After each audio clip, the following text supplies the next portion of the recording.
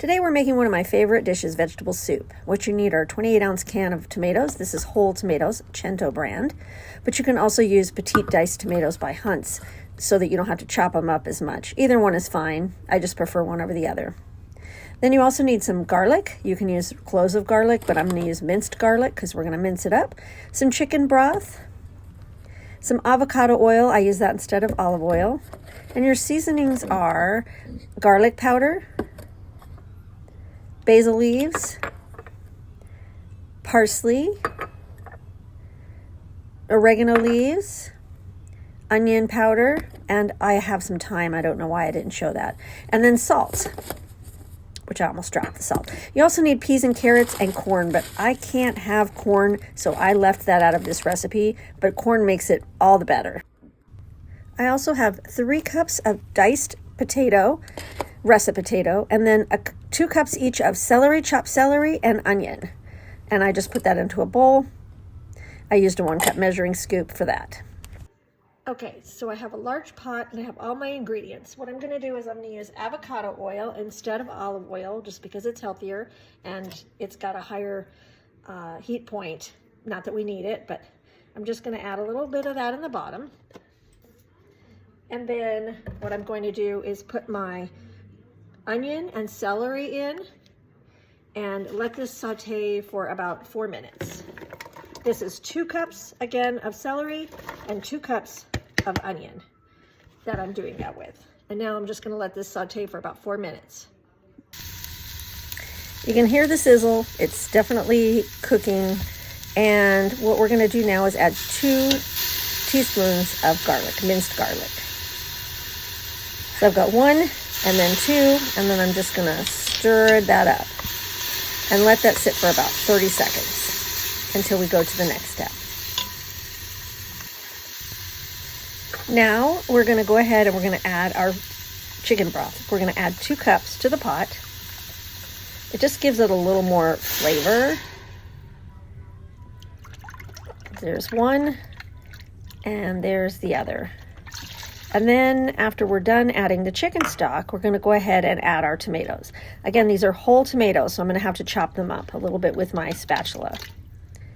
So dump those in, and if you want, you can put a little water in the can and just get all that little extra yumminess out. And then we're just going to sit there and chop up the tomatoes. Again, if you use diced tomatoes, you don't have to do this step. You can skip it. So I'm going to continue to chop those up until they're pretty uniform. And once you're done doing that, we're going to go ahead and add our seasonings. So I'm eyeballing it. Just do a palmful of oregano leaves. Seriously, just the palm of your hand.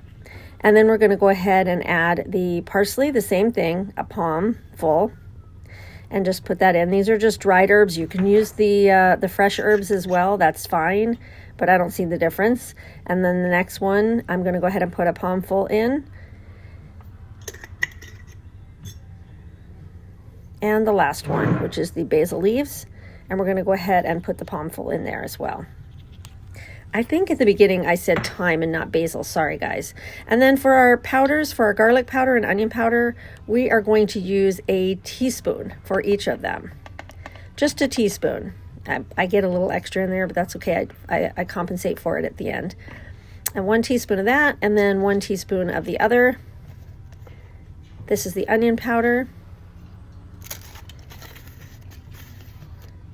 Do you ever do that? You take off the lid and then the stuff comes out because it's sitting in the lid. I leveled it off and then put that in.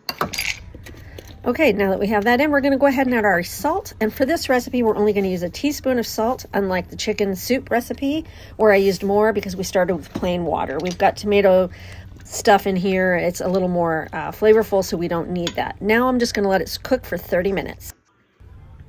Okay, this has been cooking for 30 minutes. Now we're going to add our potatoes in, and we're going to stir that around. Again, this is 2 to 3 cups of potatoes, depending on what you want. My dog got in the picture at this point. Isn't she cute? And then I'm adding extra carrots. This is what I do because I love carrots. You don't have to do that. These are those baby carrots. You can leave this step out, and then we're going to cook it for 20 more minutes so the potatoes can soften and the carrots can soften. Now we're going to stir it up. Doesn't it look good? It's so yummy. And we're going to continue on. Now what we're going to do is we're going to add our vegetables, and this is where you're going to add your bag of peas and carrots and your corn if you need to add your corn as well. So I'm just going to add that in there, and these are frozen peas and carrots, so they're not going to take long to cook, and if you add the corn, same thing. It's not going to take very long. We're just going to stir that up, and we're going to let that sit and cook for 5 more minutes on medium heat. And let it simmer for a while until the vegetables are nice and soft and warmed through. Okay, coming back to the stove, this looks so yummy. Now don't forget to taste to make sure you add more salt or whatever you might need. I suggest you try this in the wintertime. It's yummy.